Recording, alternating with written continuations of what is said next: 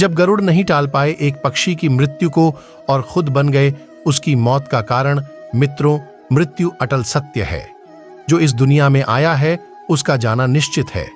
हम इंसान क्या कभी कभी खुद देव भी कितनी कोशिश कर लें, किसी की मृत्यु को टाल नहीं सकते। इसकी एक कथा गरुड़ जी की मिलती है, जिन्होंने एक बार एक पक्षी को मौत के मुंह से निकालने की कोशिश तो बहुत की, लेकिन खुद ही उसकी मौत का कारण बन गए।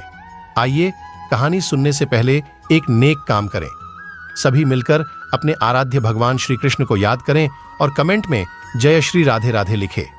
ऐसा करने से आपका मन शांत और शीतल होगा, आपका सारा दिन अच्छे से गुजरेगा।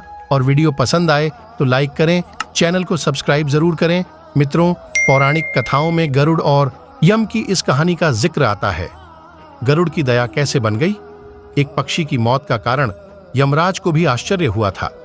उस पक्षी की मौत का एक दिन भगवान विष्णु शिव जी से मिलने कैलाश पर्वत पहुंचे। उनके साथ उनके वाहन गरुड़ भी थे। विष्णु जी ने गरुड़ को कैलाश पर्वत के बाहर ही इंतजार करने को कहा और शिव जी से मिलने चले गए। गरुड़ बाहर अकेले थे और इस एकांत समय में वो कैलाश की खूबसूरती को निहार रहे थे और सोच ही रहे थे कि उनकी नजर एक छोटे से पक्षी पर पड़ी जो कि वहां एक चोटी पर बैठा था। पक्षी को देखकर गरुड़ ने सोचा कि यह रचना कितनी अद्भुत है। जिसने इन ऊंचे पहाड़ों को बनाया है उसने इस छोटे पक्षी को भी बनाया है और दोनों समान रूप से अद्भुत लगते हैं। तभी मृत्यु के देवता यम जो भैंसे पर सवार होकर शिव से मिलने के इरादे से वहां से गुजरे। जैसे ही यम कैलाश आए उनकी नजर उस पक्षी पर पड़ी और कुछ समय उसको ध्यान से देखने के बाद फिर वो शिवजी से मिलने अंदर चले गए। गरुड़ पुराण बताता है मृत्यु के बाद कैसे बच सकते हैं।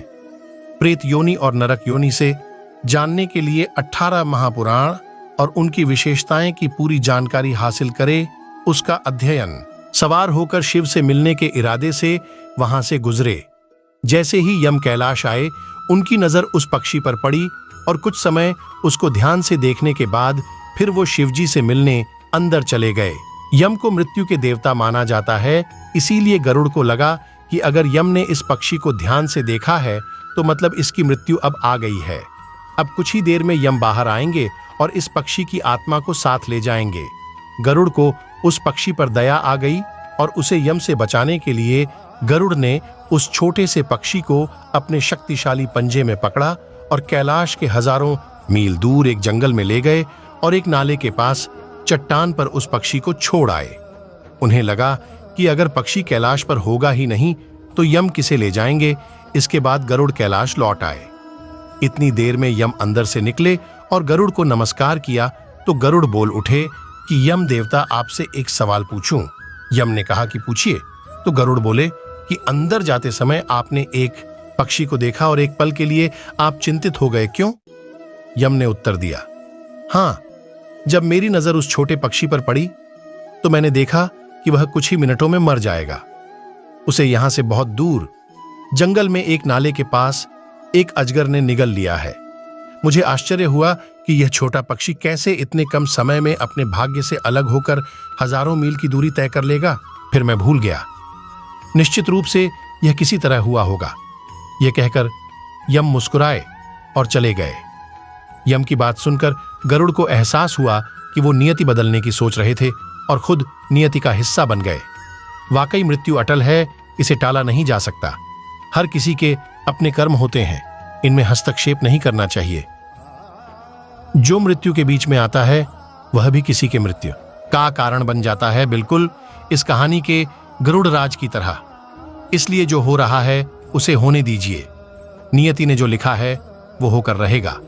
उसे हम और आप तो क्या स्वयं देवता भी नहीं रोक सकते। तो मित्रों, आशा करते हैं कि आप सभी को हमारी कहानी से कुछ सीखने को मिला होगा। अगर आपको ऐसा लगे कि इस वीडियो में आपको कोई ज्ञान मिला है तो वीडियो को लाइक करें और इसे अपने मित्रों और परिवारजनों को शेयर भी करें। और हाँ, चैनल पर पहली बार आए हैं तो सब्सक्राइब जरूर करें। धन्यवाद।